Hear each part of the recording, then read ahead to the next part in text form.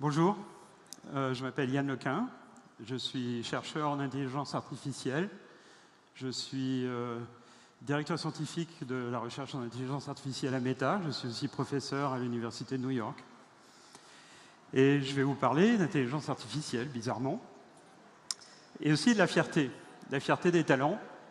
L'intelligence artificielle aujourd'hui est non seulement un domaine de recherche, mais aussi un domaine d'application dans l'industrie. On commence à y être tous un petit peu habitués. Et il y a énormément de talents français qui contribuent à l'intelligence artificielle, aussi bien du côté recherche que du côté application, ingénierie, etc.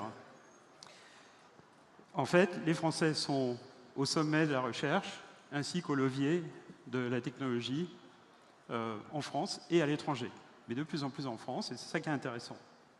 Il y a en fait une très haute concentration de talents, à Paris en particulier, en France plus généralement, et puis plus généralement en Europe.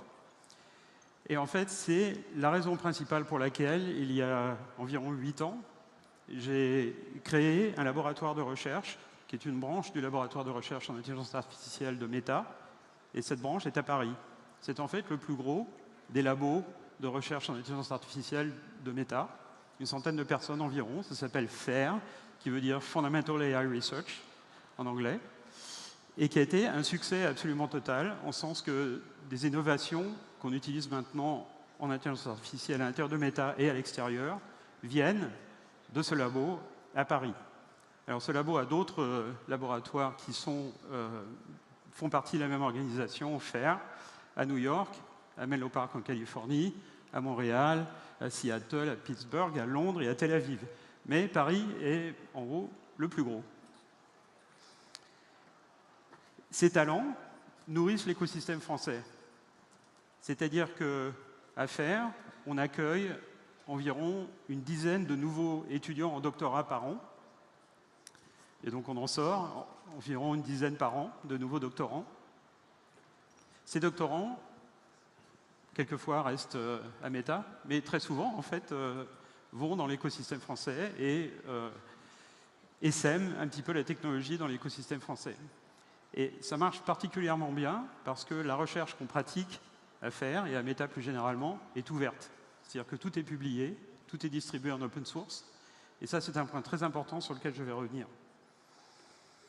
Donc il y a eu un certain nombre de startups qui sont en fait de manière plus ou moins effective des spin-offs de FAIR, dont certains sont des personnes qui ont fait leur doctorat à FAIR. Vous avez peut-être entendu parler de Nabla, Mistral, deux entreprises fondées par des anciens de Meta à Paris.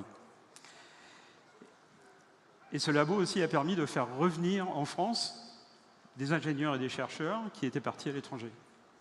Donc un énorme succès. Alors du coup, on est fiers que Paris soit devenu un des leaders en Europe, certainement en tête en fait des investissements dans les startups, particulièrement dans les startups de technologie, et particulièrement dans le domaine de l'intelligence artificielle. Et ça, c'est parce que les meilleurs talents dans les écoles techniques sont de nouveau attirés par la technologie.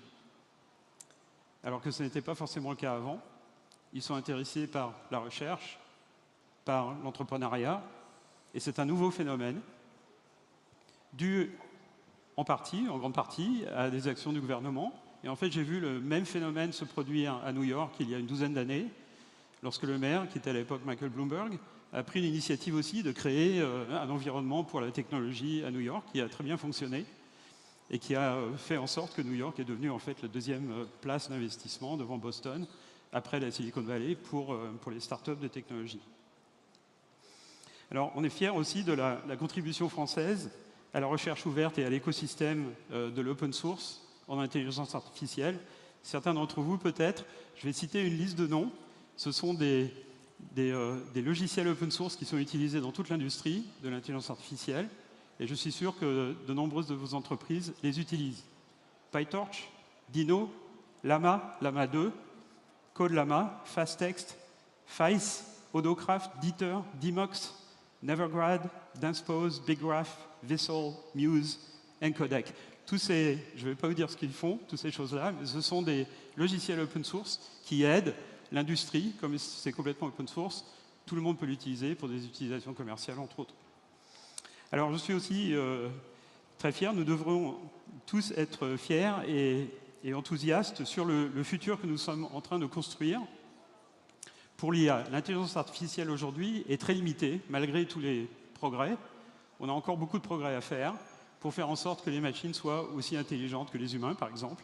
Et autant vous dire tout de suite, ça va arriver. Il n'y a absolument aucun doute que tôt ou tard, les machines seront aussi intelligentes, sinon beaucoup plus, que les humains dans tous les domaines où les humains sont intelligents. Il ne faut pas en avoir peur, il faut voir ça comme une opportunité. C'est comme si tout un chacun avait, à un certain moment, un assistant virtuel qui nous aide dans notre vie de tous les jours. C'est un peu comme si on avait un staff pour nous aider, de gens plus intelligents que nous. Et ça, c'est quelque chose dont on est familier si on est dirigeant d'entreprise. Embaucher des gens qui sont plus intelligents que nous. Le futur de l'intelligence artificielle doit être ouvert parce que d'ici 5, 10, 20 ans, tout un chacun interagira avec le monde numérique par l'intermédiaire d'un système d'intelligence artificielle. Ces systèmes représenteront le dépositaire de toute la connaissance humaine. Et par conséquent, on ne peut pas être prisonnier d'un petit nombre d'entreprises qui vont produire ces systèmes d'intelligence artificielle. Ça doit être ouvert. L'entraînement de ces systèmes doit être mutualisé. Et ça va faire comme l'Internet. Le logiciel de base de l'Internet est ouvert, est open source. L'intelligence artificielle du futur sera aussi open source. Merci.